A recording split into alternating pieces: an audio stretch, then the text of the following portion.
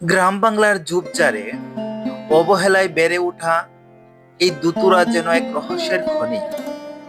কেউ একে বলে শিবের প্রিয় ফুল, কেউ বা চেনে এক ভয়ঙ্কর বিষ হিসেবে, আবার অনেকে একে বলে শয়তানের তুড়ি। এই কাঁটাযুক্ত ফলগুলো যেন এই সুন্দরের এক অদৃশ্য বডিগার্ড।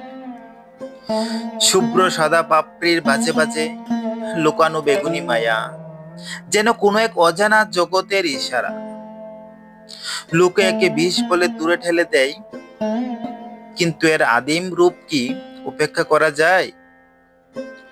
যে সৌন্দর্যে লুকিয়ে থাকে ধ্বংসের বীজ, তাকে ছোঁয়া যায় না, শুধু দূর থেকেই তার বিষাক্ত প্রেমে পড়তে হয়।